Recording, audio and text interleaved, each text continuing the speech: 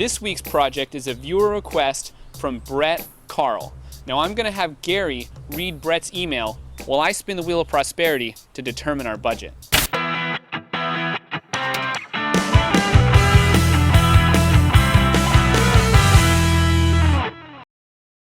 I'm just wondering if you would be willing to take any requests.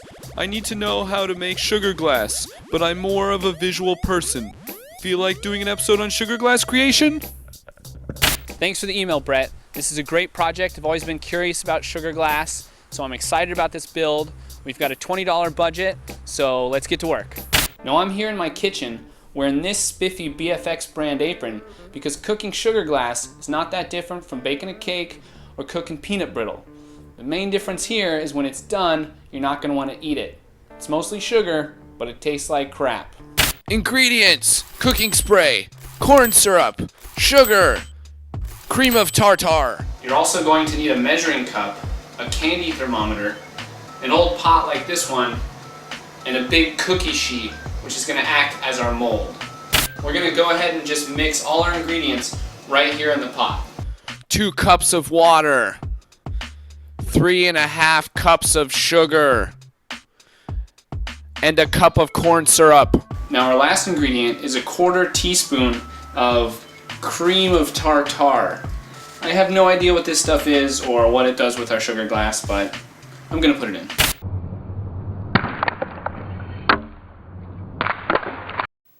Dude, what are you wearing?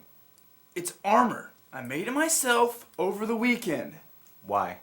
To fight a dragon! There's no such thing as...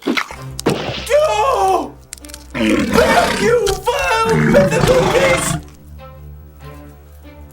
Be strong, homemade armor!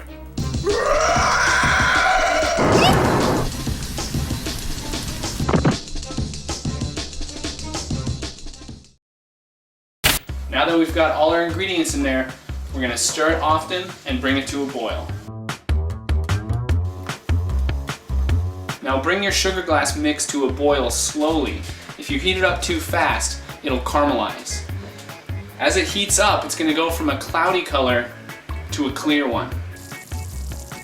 Our candy thermometer kind of broke, I guess. The top came off and it fell in our sugar glass mix. It fell in again. Awesome. I wonder if that affects the temperature reading, that it's full of molten sugar. Probably not. We're gonna pour our mix evenly as we can into our cookie sheet. As you can see, there's a lot of bubbles now, but those should all go away. So once it hits this cool cookie tray, it's gonna start to dry really fast. Now that we got our cookie tray nice and level, our glass is starting to cool. This is the easiest part. You basically just leave it for an hour and then we get to try and take it out of the pan.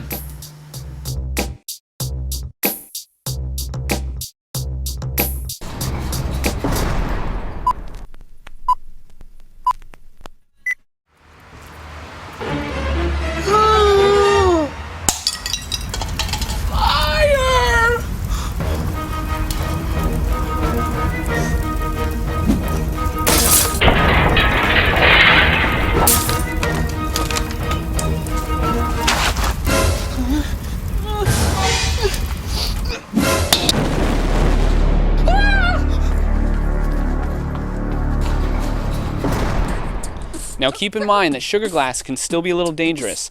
I cut myself at least once making this episode. Also, you have 2 weeks left to submit to the June user-submitted special. If you're like me and you can't afford to pay your actors, you better at least buy them a meal. Pizza's always good.